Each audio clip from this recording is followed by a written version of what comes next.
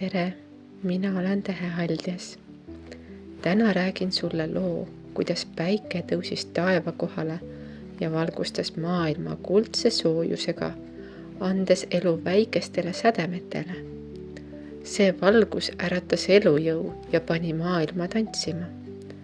Päike näitas igale märgile tema tõelist olemust, kuidas süda armastab, kuidas jõud loob ja kuidas sisemus peidab tarkust ja väge. Nii hakkas päikese valgus tantsima läbi kõikide tähemärkide, toites südant ja andes elule jõudu. Esimesena ulatas päike oma leekiva valguse jäärale. Jäär hüppas kohe maailma nagu välk, täis tulist elujõudu. See ärkav sära kandus igale poole ümberringi. Tema olemus oli algus, ta ei küsinud luba, ta lihtsalt lõi sädemeid, mis panid kõik liikuma. Jäära südames põles julgus ja hoog, iga puudutus äratas ellu kõik, mis oli unine või varjul. Ta liikus läbi maailma kindla sammuga, jättes maha soojuse ja elusära, mis ei kustunud. Kuid tuli ei saa üksi püsida, ta vajas midagi, mis teda hoiaks, midagi, mis kannaks ja toetaks. Nii astus päike edasi ja valgustas sõnni. Sõnn seisis rahulikult, sügavana nagu maa ise, kindla ja püsiva väena. Tema juured hoidsid leekivat tuld, et see ei kaoks tuulde. Ta kandis endast turvatunnet ja rahu, rütmi, milles elu võis kasvada ja õide puhkeda. Tema rahu ja tugevus kandsid endas vaikset tarkust, mis pani aluse järjekindlusele ja kannatlikkusele. Kõik, mis tema ümber sündis, tundus turvaline ja kindel, justkui aeg liiguks aeglasemalt tema kõrval. Kuid ainult rahus ja aegluses ei saa elu püsida. Kui kõik jääb paigale, hakkab hing igatsema liikumist ja avastamist. Seepärast astus päike oma valgusega edasi ja äratas kaksikud.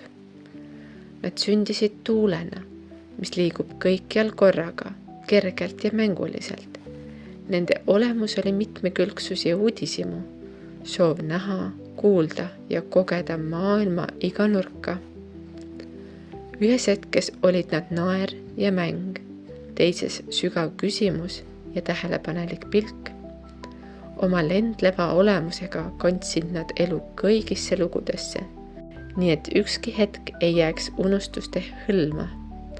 Ja kõik, kellega nad kohtusid, tundsid, kui kergelt ja rõõmsalt saab maailm hingata. Ja juba sosistas päike, et varsti on aeg lisada sellele kergusele sügavust ja kodusoojust. Ta valas oma valguse vähi peale. Seal, kus tuul keerles ja naer helises, sündis vajadus sügava turvatunde järele, paiga, kus hing saaks puhata. Vähk kandis endas hoolivust ja kodusoojust, pehmet rütmi, mis hoidis ja kattis nagu kallistus. Tema olemus oli armastus, mis ei küsi tingimusi. See ehitab kodus südamest, mitte kivist ega puust.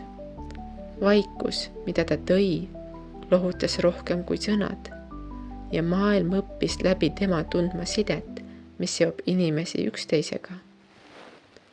Kuid elu ei saa särada ainult varjus ja hoidmises.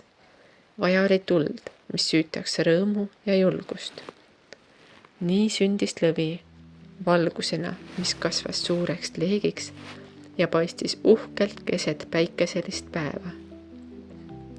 Tema südames põles tuline rõõm, mis tahtis end kõigiga jagada. Lõvi oli loov ja mänguline, täis soojust ja julget energiat. Ta oli valgus, mis pani maailma särama ja julgustas südameid. Päike kinkis tema kaudu julguse olla nähtav, rääkida oma lugu ja näidata oma tõelist olemust. Lõvi õpetas, et elujõud ei ole ainult olemasolu, vaid ka rõõm, mis sünnib siis, kui valgust jagatakse ka teistega. Kuid päike teadis, et ka säraval leegil on vaja tasakaalu ja korda, kohta, kus rõõm muutub viljaks. Ja siis seadis päike oma kuldse kiirguse neitsi peale. Tema valgus ei olnud enam tormiline ega hiilgavalt suur, vaid selge ja hoolikas. Neitsi astus maailma kui peen kuduja, kes põimib eluniidid kokku nii, et sünnib kord ja tähendus. Tema olemus oli tähelepanelikkus, teenimine ja hool, võime näha pisiasjadest tervikut ning anda igale asjale oma koht.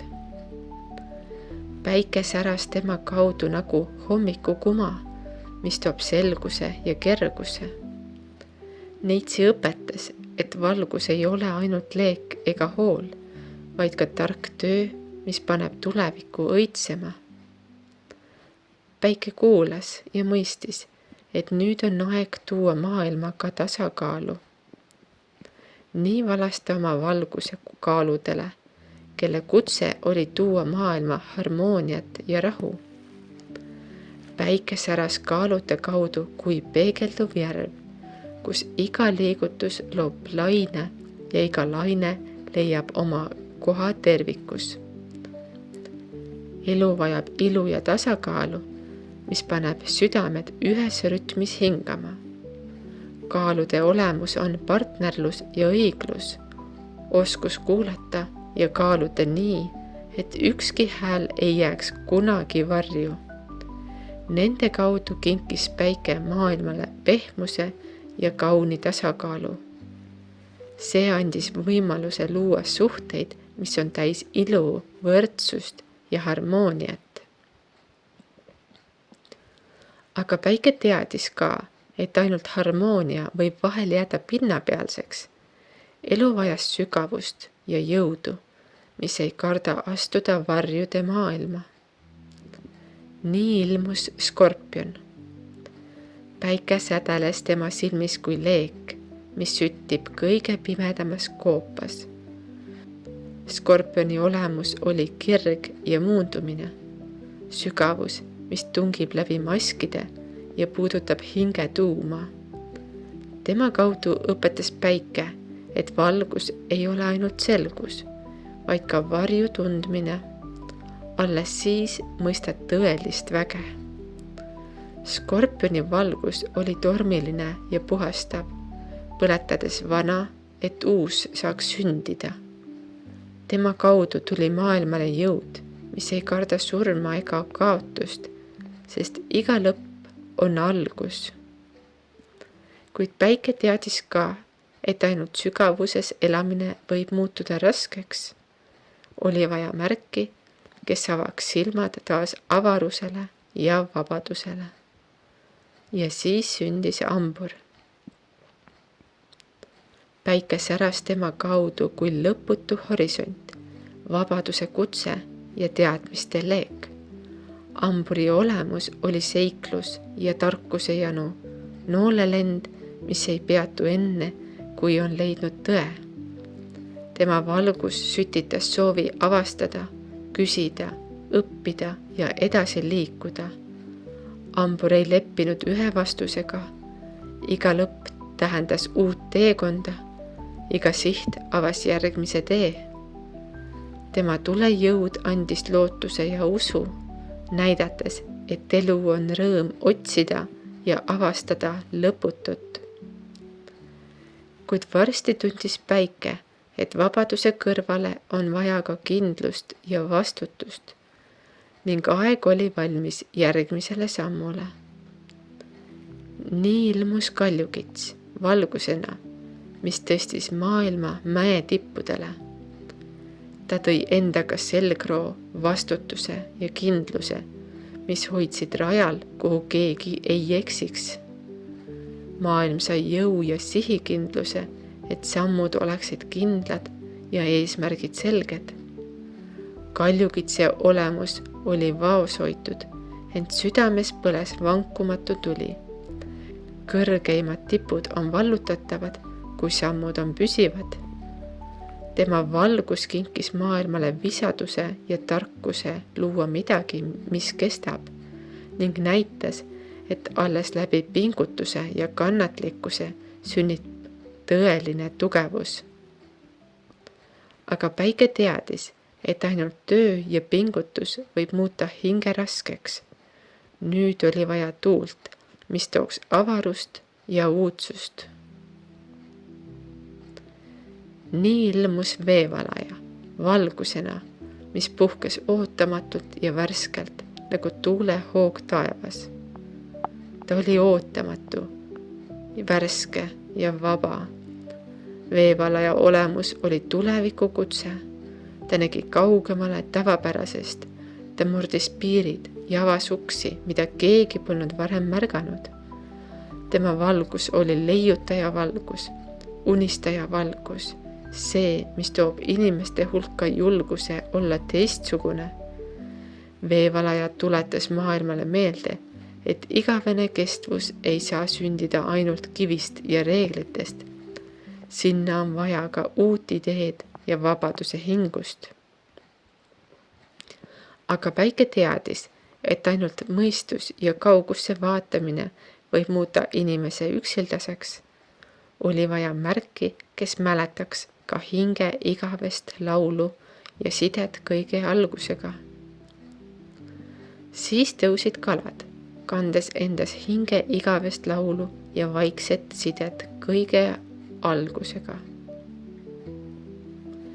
Päike langes nende peale nagu pehme kuma, mis lihtsalt hoiab. Kalade olemus oli side, nähtamatu niit, mis seob hinge kõige elavaga. Nad kandsid endas kaastunnet ja unistust, oskust sulada kokku maailmaga nagu vesi, mis leiab tee ka läbi kivide. Kalade valgus oli igavikusosin meenutus, et me kõik oleme osa ühest suurest tantsust. Nende kaudu kinkis päike maailmale kaastunde, unistuse ja usu, et algus ja lõpp on üks ja seesama. Päikese valgus näitas, et kõik on ühendatud, kandes endas iga märgi soojust, jõudu ja tarkust. Ja iga säde oli osa ühest suurest tantsust, mis hoiab elu igavesti liikumises. See valgus langes nüüd kuule, kes peegeldab ja kannab edasi kõiki tundeid, saladusi ja unistusi, hoides öö rahu ja sisemist tarkust, et päikese jõud võiks järgmisel päeval taas särada. Selline oli täna päikese lugu. Kui soovid kuulda, mida tähed veel pajatavad, siis anna mulle märku. Sinu tagasiside on mulle nagu väike tähevalgus. Ja võib-olla kohtume juba järgmises loos, kus tähed jutustavad edasi.